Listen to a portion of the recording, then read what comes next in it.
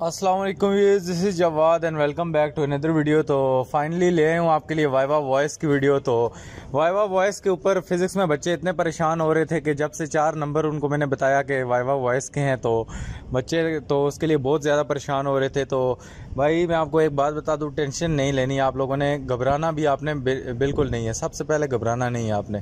तो वाइवा में वो आपसे किस तरह के क्वेश्चन कर सकते हैं, पहले तो मैं आपको वाइवा के थोड़े एथिक्स बता देता हूँ, तो उनको सुन लो और फिर वाइवा के क्वेश्चंस वगैरह के बारे में पढ़ते रहना।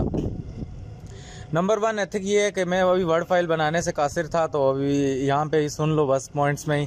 तो सबसे पहले आपने जाना है, अगर आपका हेड एग्जामिनर वाइवा लेता है तो वो ज़्यादातर प्रैक्टिकल्स में नहीं हमारे पास आता, तो आपने क्या काम करना है कि उसको अस्सलाम वालेकुम सर करना है और उसके बाद उसके सामने खड़े हो जाना है। जब वो कहता नहीं है, अगर आगे उसकी कुर्सी रखी है उस पर एक एक बच्चे को बुला के वाइवा ले रहा है, तो आपने खुद से बैठना नहीं है। जब वो आपको कहेगा बैठ जाए तो उसको थैंक यू कहना है, बिल्कुल एक डिसेंट बच्चे की तरह एक्ट आपने करना है। और फिर वो वाइवा क्वेश्चन में ये होता है कि वो आपके जो नंबर्स होते हैं, जो आपके पास आपके 9th क्लास के नंबर होते हैं, उसकी बेस पे वो आपको देखता है कि ये बच्चा लायक बच्चा है या नहीं है। तो वो आपसे आपकी परसेंटेज पूछेगा, तो जो लाइक बच्चे हैं थोड़ा बहुत उनको कभी कभार रगड़ देता है, लेकिन ज़्यादातर ये है कि वाइवा क्वेश्चंस में वो ये चेक करना चाहता है कि बच्चा जो कुछ प्रैक्टिकली में परफॉर्म कर रहा है, आया कि उसको कुछ नॉलेज है या बिल्कुल साफ रट्टा शट्टा लगाया हुआ है, कोई प्रैक्टिकल नहीं किया और चीटिंग का सोच के आया हुआ था। तो इसलिए वाइवा का कोई बड़ा सीन नहीं है कि आपको जो प्रैक्टिकल्स परफॉर्म कर रहे होंगे आपको उनके बारे में जानकारी होनी चाहिए, उनके बारे में पता होना चाहिए। और बाकी जो क्वेश्चन है शॉर्ट क्वेश्चन में ही देख लो। और एक और बात आपको मजीद ऐड करता चलूँ कि जो आपसे वो क्वेश्चन पूछेगा को आपको उसको कहीं से घुमा फिरा के उसका आंसर दे ही दो, बजाय कि वो क्वेश्चन पूछे और आपके आसान ख़ता हो जाए, यार ये क्या हो गया, तो आप उस पर थोड़ा बहुत सोचो विचारो।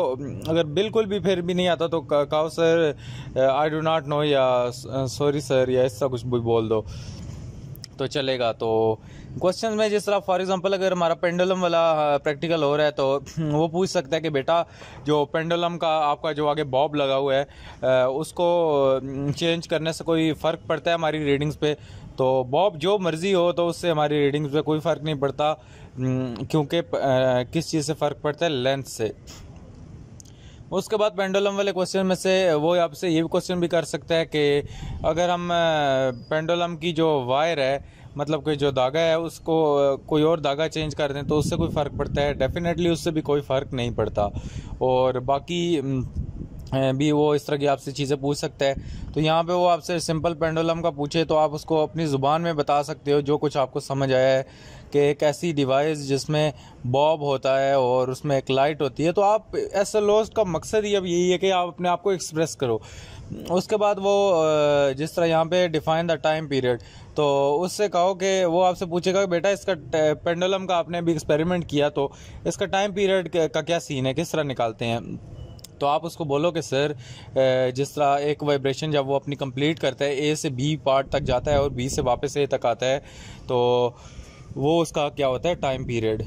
इसी तरह वो आपसे फ्रीक्वेंसी का फार्मूला पूछ सकता है अगर वो यूज़ हो रहा है। तो उसी तरह आपसे कोई फार्मूला T=2π√L/g वाला पूछ सकता है। और उसके बाद वैल्यू ऑफ जी आपसे पूछ सकता है। सबसे पहले तो आप जाओगे तो आपसे यही आपके मार्क्स पूछेगा, आपका स्कूल कॉलेज पूछेगा और हल्के फुल्के क्वेश्चन करेगा और आपको नंबर दे देगा। अब बच्चों का ये भी सवाल आता है कि सर अगर हमारा एक क्वेश्चन गलत हो जाए तो हम क्या करें, हमारे क्या फुल नंबर आएंगे? तो वो एग्जामिनर पे डिपेंड करता है कि ओवरऑल वो आपका पेपर देखेगा और वाइवा के नंबर फिर वो उस हिसाब से लगा देगा। फॉर एग्ज़ाम्पल आपके नंबर देखेगा मैट्रिक वगैरह में, जिन बच्चों के कम है उनको कई बार जो अच्छे एग्जामिनर होते हैं वो एक लेवरेज दे देते हैं कि आपके पास क्या होता है कि बच्चे के पहले ही यार 9th में मर मर के पास हो रहा है, तो चलो खैर है प्रैक्टिकल में इसके नंबर थोड़े खुले लगा दो ताकि वो उसका जो लॉस है वो कवर हो जाए। तो इसी तरह वाइवा क्वेश्चन जो है हमारे पास ये आपको यहाँ पे नज़र आएंगे इधर।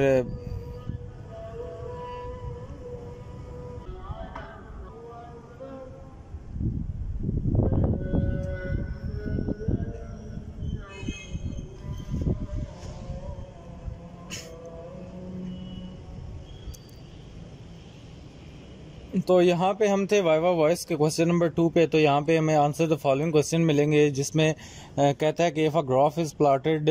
तो इसी तरह के इनमें से जो इम्पोर्टेंट फार्मूलाज हैं आप उनको देख लो। ये सारे क्वेश्चन आपसे ना तो याद होंगे ना ही आपने याद करने होते हैं, क्योंकि इनमें से वो यहाँ से देख के नहीं पूछता। उसका जो दिल होता है, जाहिर बात है वो एग्जामिनर है, उसने इतने प्रैक्टिकल्स दिए हैं, तो जो उसका दिल करेगा वो आपसे पूछेगा।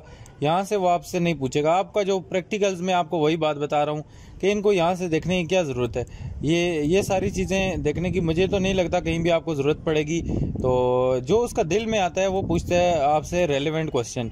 तो कई बार तो सिर्फ आपसे नाम, कॉलेज का नाम वगैरह पूछ के भेज देते हैं आपको, तो आप कहते हो यार हमारे से तो कुछ पूछा ही नहीं।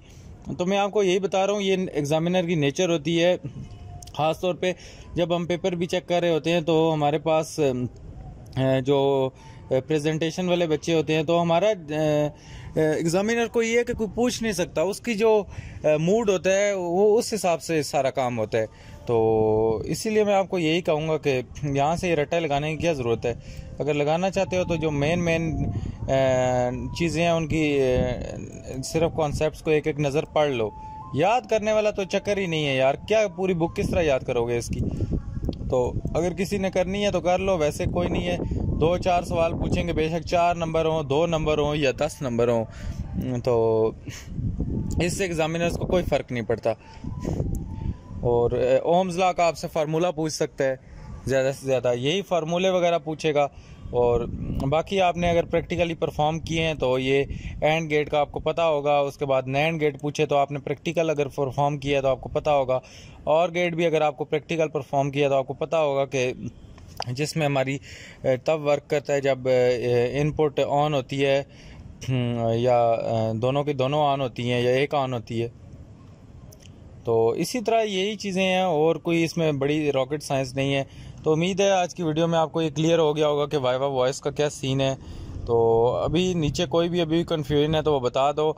मैं आपको बता रहा हूँ कि प्रैक्टिकल कल आपका बहुत अच्छा होगा। कल का एक्सपीरियंस लाजमी शेयर करना है आपने नीचे, और इसमें कोई स्ट्रिक्शंस नहीं है। प्रैक्टिकल हमने दिए भी हैं, लिए भी हैं, और इतना कोई इसमें वो नहीं होता। वाइवा में भी कोई इतना मुश्किल काम नहीं होता। तो नंबर आपको इंशाल्लाह मिल जाएंगे। तो उम्मीद है वीडियो अच्छी लगी होगी। चैनल लाजमी सब्सक्राइब कर लो यार, चैनल एक तो आप लोग सब्सक्राइब ही नहीं करते। और मिलता हूँ अलग वीडियो में। अल्लाह हाफ़िज़, टेक केयर।